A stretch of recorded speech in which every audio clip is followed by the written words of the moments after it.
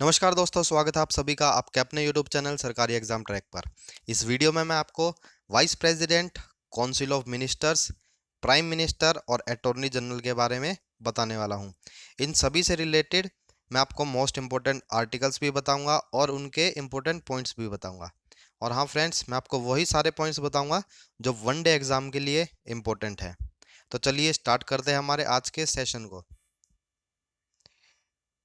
आज की इस वीडियो में हम लोग कार्यपालिका के वाइस प्रेसिडेंट यानी कि उपराष्ट्रपति, उपराष्ट्रपति, काउंसिल ऑफ मिनिस्टर्स यानी कि मंत्रिपरिषद, प्राइम मिनिस्टर यानी कि प्रधानमंत्री और अटॉर्नी जनरल यानी कि महान्यायवादी के बारे में आज हम पढ़ेंगे।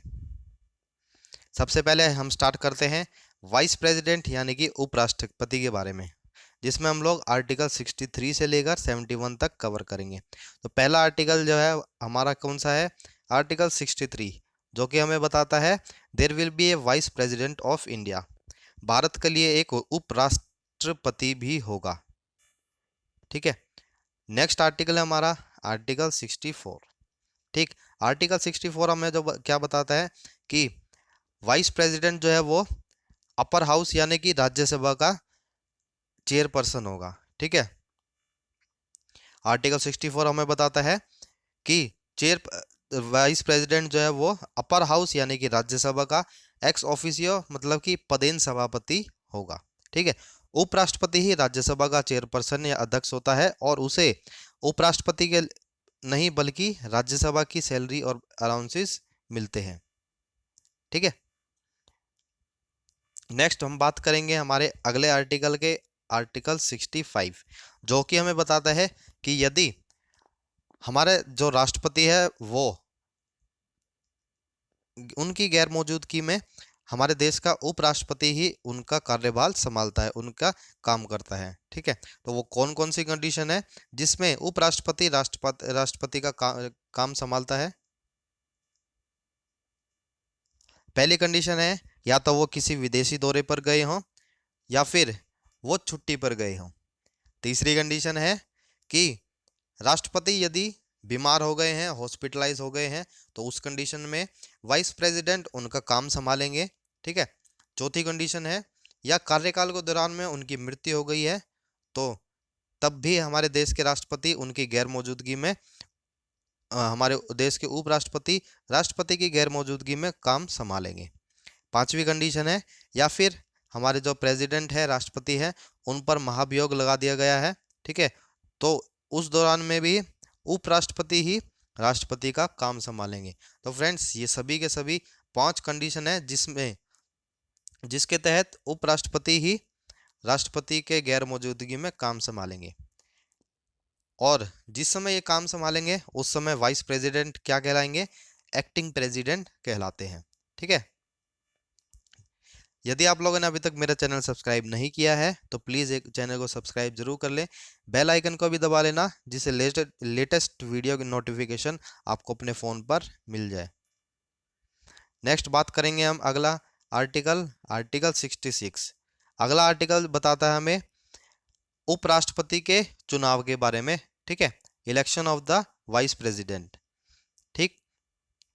उसके इलेक्शन के लिए क्या होता है? एक निर्वाचन मंडल बनाया जाता है। ठीक है। इलेक्टोरल कॉलेज बनाया जाता है जिसमें कौन कौन होते हैं? All members of the parliament.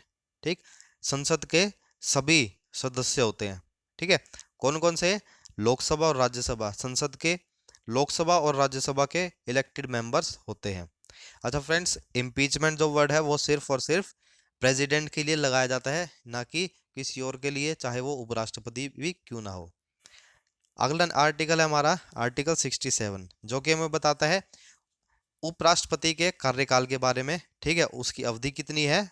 5 years की। टाइम पीरियड जो है उनके काम करने कार्यकाल का, ठीक है, वो कितना है? 5 ईयर्स। नेक्स्ट आर्टिकल है हमारा आर्टिकल 67A, जो कि हमें बताता है कि उपराष्ट्रपति चाहे तो अपने कार्यकाल के दौरान अपनी इच्छा से राष्ट्रपति को अपना त्यागपत्र सौंप सकता है। ठीक है। उपराष्ट्रपति चाहे तो अपने कार्यकाल के दौरान, ठीक है, अपने वो जो टाइम पीरियड है उनका, अपनी ही इच्छा से राष्ट्रपति को, प्रेसिडेंट को अपना रेजिग्नेशन लेटर यानी कि त्यागपत्र सौंप सकता है। नेक्स्ट आर्टिकल है इंपॉर्टेंट आर्टिकल, आर्टिकल 67 बी, जो कि हमें बताता है वाइस प्रेसिडेंट की टर्मिनेशन के बारे में। ठीक, सेम प्रोसेस यूज होती है टर्मिनेशन की, जो कि प्रेसिडेंट और वाइस प्रेसिडेंट के लिए यूज होती है। सबसे पहले उनको 14 दिन का एक नोटिस भेजा जाएगा, और नोटिस के बाद में यदि वो अपना पद नहीं छोड़ते हैं, नहीं त्यागते हैं, तो उसके लिए सिर्फ और सिर्फ क्या है कि राज्यसभा में वोटिंग होती है। ठीक है, संसद के सिर्फ और सिर्फ राज्यसभा में, उच्च सदन में वोटिंग होती है, जिसमें क्या होता है 50%+1 की वोटिंग यदि आ जाती है तो उनको टर्मिनेट कर दिया जाता है। कितनी? 50%+1। ठीक है, यदि वोटिंग आ जाती है, बहुमत मिल जाती है, तो उपराष्ट्रपति को टर्मिनेट कर दिया जाता है। अगला आर्टिकल करेंगे, आर्टिकल हम 69, जो कि हमें बताता है वाइस प्रेसिडेंट की शपथ के बारे में, ओथ के बारे में। उपराष्ट्रपति की जो शपथ है वो कौन दिलाते हैं? हमारे देश के प्रेसिडेंट, हमारे देश के राष्ट्रपति ही उपराष्ट्रपति को शपथ दिलाने का काम करते हैं। ठीक है, अगला आर्टिकल है आर्टिकल 71, जो कि हमें बताता है कि उपराष्ट्रपति का चुनाव ये कहकर रद्द नहीं किया जा सकता है कि आज संसद में कम लोग मौजूद हैं। ठीक है, जो कि हमें आर्टिकल 71 बताता है। यदि vacant post of vice president होती है, उसको क्या इमीडिएटली फिल किया जाता है। यदि किसी कारण से वाइस प्रेसिडेंट का जो पद है, वाइस प्रेसिडेंट की जो पोस्ट है वो खाली है, तो इमीडिएटली उसको रिफिल किया जाता है। ठीक है, इमीडिएटली उसको भरा जाता है। और प्रेसिडेंट, जो हमारे प्रेसिडेंट है, उस केस में क्या होता है कि प्रेसिडेंट के केस में 6 पीरियड्स के टाइम पीरियड तक मिनिमम, मतलब 6 महीने के अंदर अंदर, ठीक है, 6 महीने के अंदर उस पोस्ट को भरा जाता है। और वाइस प्रेसिडेंट के केस में इमीडिएटली यानी कि तुरंत उस पोस्ट को भरा जाता है। ठीक है, ये फर्क है वाइस प्रेसिडेंट और प्रेसिडेंट की पोस्ट में। नेक्स्ट हम बात करेंगे काउंसिल ऑफ मिनिस्टर्स, मंत्रिपरिषद और प्रधानमंत्री के बारे में। पहला आर्टिकल जो हमें बताता है article 74, provision to give advice to the president of India. ठीक, आर्टिकल 74 हमें बताता है कि जो जितने भी मंत्री परिषद हैं, ठीक, काउंसिल ऑफ मिनिस्टर्स हैं, वो हमारे देश के राष्ट्रपति को सलाह देने का काम करेंगे।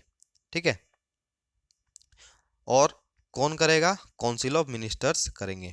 अच्छा, इन काउंसिल ऑफ मिनिस्टर्स का जो हेड होता है वो कौन होता है? हेड जो होता है वो काउंसिल ऑफ मिनिस्टर्स का हमारे देश के प्रधानमंत्री, प्राइम मिनिस्टर ऑफ इंडिया। ठीक है,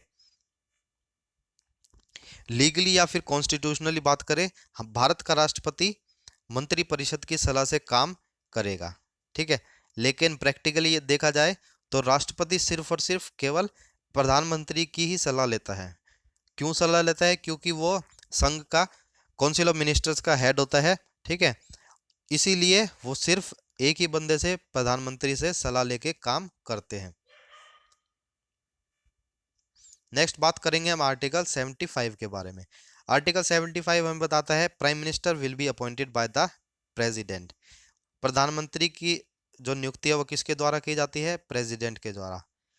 अच्छा, यहाँ पे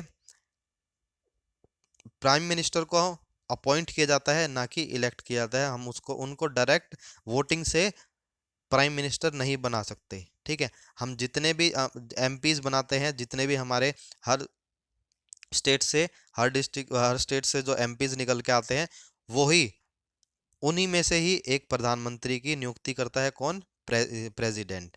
ठीक है, लेकिन प्रेसिडेंट को हम लोग इलेक्शन करके, इलेक्ट करके एमपीज, और एमपीज जो होते हैं राज्यसभा के, ठीक है, संसद के जो जितने भी एमपीज होते हैं वो इलेक्ट करके उनको प्रेसिडेंट बनाते हैं। नेक्स्ट बात हम करेंगे काउंसिल ऑफ मिनिस्टर्स होते हैं, उनकी नियुक्ति कौन करता है? राष्ट्रपति। कि किसकी सलाह से? With advice of prime minister. बात करते हैं हम पीएम जो होते हैं वो हमेशा अपॉइंट किए जाते हैं, और प्रेसिडेंट हमेशा इलेक्ट किए जाते हैं। ठीक है, काउंसिल ऑफ मिनिस्टर्स में कौन कौन से मंत्री होते हैं, कौन कौन होते हैं? काउंसिल ऑफ मिनिस्टर्स में देश के जितने भी टोटल एमपीज हैं उसके 15% से काउंसिल ऑफ मिनिस्टर्स बनाए जाते हैं। यानी कि जितने भी मेंबर्स आते हैं और पार्लियामेंट्स आते हैं, ठीक है, उनमें से 15% में सेलेक्ट किए जाते हैं जो काउंसिल ऑफ मिनिस्टर में आते हैं। कैबिनेट मिनिस्टर केंद्रीय मंत्री, स्टेट मिनिस्टर राज्य मंत्री, और तीसरे होते हैं डेप्यूटी मिनिस्टर उप मंत्री। फ्रेंड्स, यदि आप लोग मेरी इस वीडियो की पीडीएफ फाइल लेना चाहते हैं तो मेरे टेलीग्राम अकाउंट से ले सकते हैं, लिंक मैंने डिस्क्रिप्शन में दे दिया है। नेक्स्ट बात हम करेंगे प्राइम मिनिस्टर की शपथ के बारे में, उनकी ओथ के बारे में। प्राइम मिनिस्टर को शपथ कौन दिलाने का काम कौन करता है? हमारे देश के राष्ट्रपति, प्रेसिडेंट। आर्टिकल 77 हमें बताता है हमारे देश का प्रशासन राष्ट्रपति के ही नाम पर चलाया जाएगा, उनके नाम पर ही हमारे देश का प्रशासन चलाया जाता है। ठीक है, जितने भी अंतर्राष्ट्रीय करार होते हैं वो किसके नाम पे किए जाते हैं? राष्ट्रपति के नाम पे किए जाते हैं। लेकिन प्रैक्टिकली देश का प्रशासन चलाने का काम कौन करता है? प्रधानमंत्री। ठीक है, आर्टिकल 78 हमें बताता है कि प्रधानमंत्री का कर्तव्य है कि वह सारे के सारे प्रशासन की प्रत्येक जानकारी, वह सरकार के प्रशासन की प्रत्येक जानकारी राष्ट्रपति को दे। ये पीएम की, प्रधानमंत्री की ड्यूटी है। नेक्स्ट बात करते हैं हम कि प्रधानमंत्री के अंडर में वो कौन कौन से डिपार्टमेंट्स आते हैं। ठीक है, कौन कौन से डिपार्टमेंट आते हैं प्रधानमंत्री के अंडर में। ठीक है, तो चलिए बात करते हैं। हमारे पहला डिपार्टमेंट है नीति आयोग का। ठीक, नीति आयोग यानी कि national institute for transforming India. ठीक है, ये जो पहला डिपार्टमेंट है इसका जो हेड होते हैं वो कौन होते हैं? वो किसके अंडर आते हैं? आता है प्राइम मिनिस्टर के अंदर। नीति आयोग जो है वो उसकी स्थापना 1 जनवरी 2015 को की गई थी। ठीक, प्लानिंग कमीशन में ही कुछ चेंज लाके, ठीक है, कुछ फेरबदल करके नीति आयोग बनाया गया है। नीति आयोग के चेयरपर्सन है वो कौन है? श्री नरेंद्र मोदी। अभी प्रेजेंट टाइम में नीति आयोग के जो चेयरपर्सन है उनका नाम है नरेंद्र मोदी, हमारे देश के प्रधानमंत्री। ठीक, पेरेंट एजेंसी क्या है? मिनिस्ट्री ऑफ प्लानिंग के अंडर ही ये नीति आयोग काम करता है, प्लानिंग कमीशन के अंदर काम करता है।